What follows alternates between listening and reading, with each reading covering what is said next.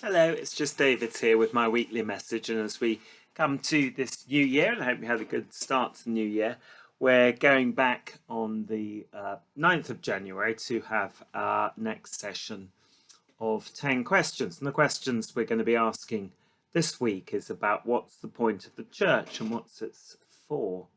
Well, I'll start by saying that I'm an only child. Some of you might be only children. And quite interested in what difference that makes. It's not just being an only child, often being somewhere in the sibling rank, being either the oldest or the middle or the youngest, actually can say something about you or can mean you have certain experiences.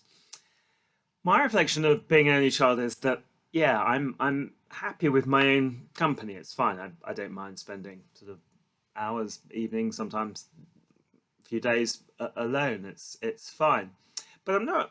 I don't think actually, strange enough, it makes me a loner in a way. Quite the opposite. I think because you sort of value friendship and company because you didn't always have it from siblings when you're growing up. So yeah, I don't think I'm a terrible loner, and in fact quite the opposite. It's a matter of sort of, I suppose, needing something and wanting something. I've known some people with brothers and sisters who growing up that way really then can't bear to be alone. Well, I can perfectly bear it, but yeah, it's nice to have company. Say all this because obviously the church sometimes talks about themselves self as a family, which isn't actually a bad metaphor. It's sometimes these days it seems to be being to once turned into a sort of a business and or organization, and that doesn't fit so well. I mean, the biblical metaphor is family, probably. However difficult sometimes that is, and we've got to remember families sometimes are very difficult. It's probably a better way of working than, as I say, talking about the church as though it were a business or some other organization. And of course, we've had sort of different ways of being church, particularly sort of thinking about online at the moment as well. And of course, that raises an interesting question, which actually isn't confined to online, but in the Church of England, we have something called the parish system.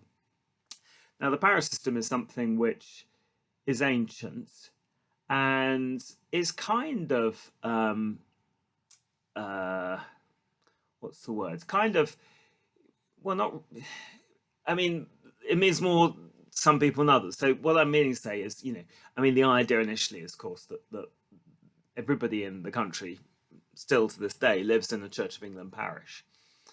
They have their parish church and actually have certain rights. I mean, one of the questions I had recently about sort of, COVID and things is that actually people have various rights, legal rights you can't sort of override. You can't sort of shut them out of churches or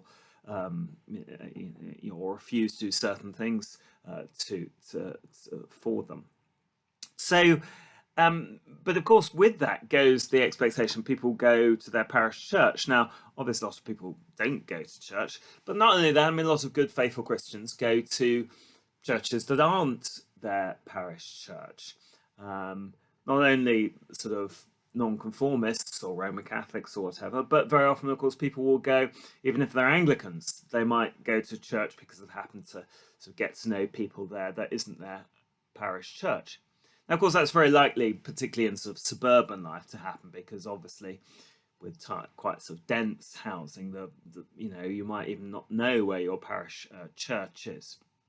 Though in villages it's less common because in villages you have to make an effort to perhaps go several miles to another church. But it raises the question, therefore, is the church something you choose? And that's an interesting question because then you have to say, well, why do I choose it? Or, what grounds do I choose it on? And of course, the danger of that, and I'm not knocking it because obviously, in a certain sense, we all choose churches. If you're a clergy, you look at various churches when you're looking to move, and in a sense, you choose a church. But of course, the question is, how do you choose a church? And the danger lying behind it, of course, is you choose a church that has people like you, or has people with your tastes, etc. Um, and that's fine up to a point, but of course that you may miss the point that one of the points of being a Christian community is getting alongside people who you're not like, and who you don't share your tastes with, and who perhaps are slightly sort of thrown together. I mean, that's the good thing about the parish church model, is that you are kind of thrown together with those just you happen to be living with, or living close to. And the trouble with other sort of associative models of church is that you can sometimes be a bit of sort of pick and choose, and avoid perhaps those that God has put you next to. So I think the church is a community of people, and as I say, I do think, although online churches kind of filled a gap, I mean, I think ultimately you need to kind of get together, and probably get together with a group of people that aren't like you and are quite diverse. And that's one of the things we're thinking about in the church constantly. I mean, it's not as diverse as it should be. I mean, demographically, in terms of age, gender, particularly ethnicity, it isn't as diverse as it should be, and we have to do something about that. I mean, we can't beat around the bush. It ought to be more diverse than it is. Got to remember, those early churches were very diverse and often very difficult. The early church wasn't a sort of terribly harmonious place. I mean, read Paul's letters, read Acts of the Apostles. I mean, the point was people were sort of almost thrown together by Jesus, but often ended up squabbling because they weren't like each other. Often in those big sort of ancient cities, it was a real melting pot. I always say, obeying the second commandment, love thy neighbor as thyself, is much easier if you never have to meet any of the people who are your neighbors. But actually, God throws us together with all sorts of people in different circumstances. And, the answer is not then to go and choose people who are, so well, actually, I'd rather have different neighbors. I'll go and find ones I like, and then I can love them. That's the challenge, isn't it? The challenge to say, actually, God has given you these neighbors, and well, it's up to you to love them. So I think also then church isn't easy. I want to say that it's not. I mean, people say, "Oh, church is a great community," and often it is. I mean, that's absolutely true. But I think communities work better when you've got a common purpose, when you've got something to do together, and often that kind of purpose then overrides the personal rivalries. So I often think, particularly with sometimes with older people, that people say, "Oh, let's get them together, have a cup of coffee, etc." And I actually think that's important. But actually, groups work better if they've kind of got a purpose. If you're meeting because you like bridge or football or knitting or whatever it is, you might have the coffee or the beer or the meal together. That's actually the most fun, enjoyable part of it. But actually, you kind of need that initial impetus, that initial bond of something to do. So I think that's another thing. It's no good just saying the church is a good place to be a community together. I mean, I think it is. We are meeting with a purpose, and I think that's good. And I say knowing that purpose of meeting together to follow Christ and to worship God can help us kind of think, well, in the end, if there's some people I don't get on with, at least we've got that in common. And therefore, as I said, I don't think the church is. It's a great thing in a way, and it is very encouraging. I mean, I've always been in churches I found encouraging and have made deep friendships, but it isn't always supposed to be terribly easy. I think that's absolutely fine. And I think it is the place with a purpose, and it is the place where the sacraments are given, and I think that's important. Now, we talked a bit earlier about sort of what would be our view of people with no faith and other religions? And of course, we want to be generally fairly sort of inclusive and kind and not be terribly judgmental of them. But I think, on the other hand, sometimes I do want to say to people, well, it's all very well, but, the church is the place where the sacraments are administered and the word of God is taught. And it's all very well saying, oh, I'll pick it up somewhere else. But yeah, and which you might well do. But it's kind of, I mean, to put it slightly dramatically, playing Russian roulette with your salvation. I mean, okay, yeah, I'm sure you can do great things and, read the Bible on your own and be a wonderful person. But yeah, I'm not sure that it's ideal, really. I think we ought to be honest about that. I think what is interesting is that we meet for something called the liturgy. Now, you might think that's rather a posh word, but it's the word with an interesting basis to it because the basis, the Greek word, just means work. I mean, we meet together to do a job of work, and I think that's how you have to look at it. I think if you think I'll go along to church and, every time I come out of church, it'll make me feel great and have a spiritual high and I'll meet lovely people and I can't wait to go again. I think you're going to be disappointed, frankly.